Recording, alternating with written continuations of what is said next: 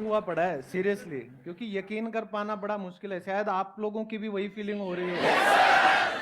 और एक बात और, जब स्टेज के आप उस तरफ बैठे हो तो फीलिंग शायद 50% है। यहाँ पर आ जाओगे ना, आधे आप में से शायद बेहोश हो जाएंगे।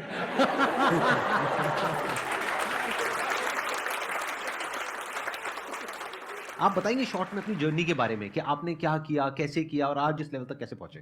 पहले मैंने शुरुआत की थी, एमबीए किया, जैसे नॉर्मल सभी अपनी ग्रेजुएशन करते हैं, फिर एमबीए किया और उसके बाद मुझे लगा कि कुछ लाइफ में करना है। तो मेरे जो ग्रुप था, सभी दोस्त कोई डॉक्टर बन गया, कोई इंजीनियर बन गया, तो मुझे लगा भाई तू तो रह गया, तू क्या करेगा।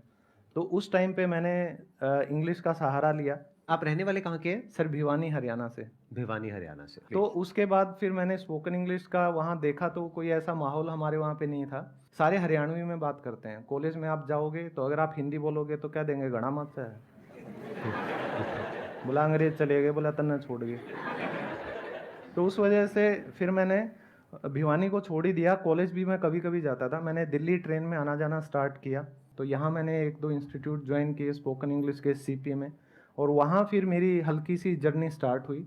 और उस दौरान मेरा ये था कि यार इंग्लिश तुझे आती है नहीं आती, आपको सेल्फ बिलीफ नहीं हो पाता ना कि मेरी अच्छी कितनी है। तो उसके लिए आपको कोई पैरामीटर चाहिए होता है, कुछ टेस्ट करना होता है। तो उस टाइम पे नया नया 2005 का मैं हूँ। मेरे से कम बूढ़े हो। सर आप तो अगले 50 साल भी बूढ़े नहीं होने वाले।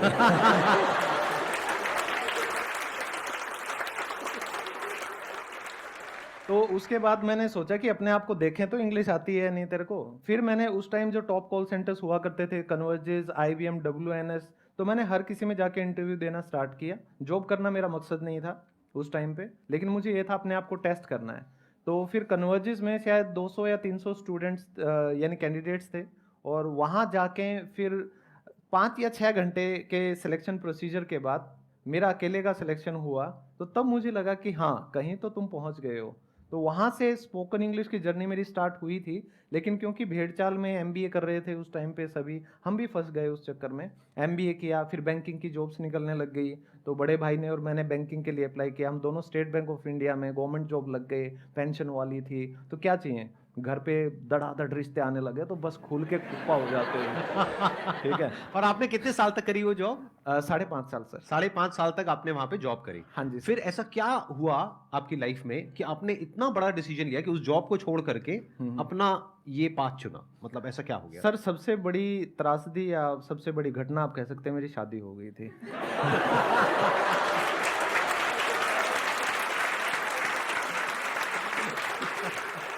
लेकिन शादी होने के बाद तो रिस्पॉन्सिबिलिटीज और बढ़ जाती हैं, उसके बाद तो प्रेशर भी बढ़ जाता है। बिल्कुल सर, लेकिन वहां पे हुआ क्या, वो जो प्रेशर था उस घबराहट के अंदर मुझे ये समझ आने लग गया कि भाई शादी तो चलो कर ली, ये तो किसी तरह मैं शायद निभा लूंगा, लेकिन ये जो जॉब है ना, ये मेरी सेकंड वाइफ है और इसके साथ मेरा रिश्ता जम नहीं रहा कुछ, तो इससे तलाक ले लेना चाहिए।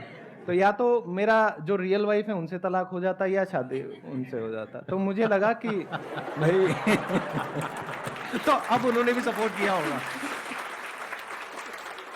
लेकिन वहां पे एक चीज और हुई सर, जब मैंने जॉब छोड़ने का डिसीजन लिया, there was no one to support me, to be honest. क्योंकि सोसाइटी के प्रेशर में इवन पेरेंट्स, फ्रेंड्स तो मेरे कभी रहे नहीं।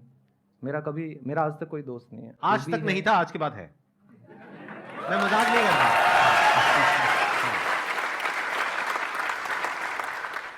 तो फिर मैंने जॉब तो छोड़ दिया, और हर कोई आपका मजाक उड़ाता था कि यार बैंक में मैनेजर होता, ठीक है, पेंशन होती। तो आते जाते लोग ताने मार के जाते थे। कोई भी घर में आता था, हर कोई टोंट मारता था, बोला क्या कर लिया। फिर मैंने कहा चलो इनको कुछ ना कुछ तो दिखाना चाहिए।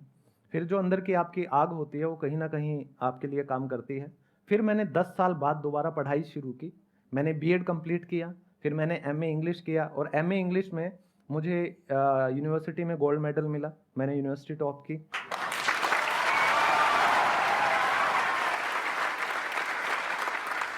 ये जो आपने किया, ये वो जॉब करने के बाद किया? Yes sir. कमाल है। मतलब उस टाइम पे एज कितनी थी आपकी? मेरी एज अभी ये 3 साल पहले की बात है सर। तो तब आई थिंक आप सबसे सीनियर हो गए अपने वहां पे। मैं तो कॉलेज में सबसे बूढ़ा मैं ही था। सबसे बूढ़े आप ही थे। फिर उसके बाद ये YouTube की जर्नी कैसे शुरू हुई? सर आपकी जो वीडियो है स्पीक इंग्लिश विद कॉन्फिडेंस, उस वीडियो को देख के मैंने मेरी फर्स्ट वीडियो बनाई। मेरा एक सेशन आया था स्पीक इंग्लिश विद कॉन्फिडेंस, आज से आई थिंक 4 साल पहले, 4 या 5 साल पहले। तो अच्छा। मेरा चैनल बना है 2 साल पहले। अरे वाह! क्या बात है और 2 साल में अच्छी तरक्की करी आपने, मानना हाँ जी। पड़ेगा। अब आपके जो भी क्वेश्चन्स हैं इंग्लिश स्पीकिंग से रिलेटेड या जो भी जो हेजिटेशन होती है इंग्लिश बोलने में, वो आप इनसे पूछ सकते हैं। गुड मॉर्निंग सर, मैं ना बेसिकली झारखंड से हूँ।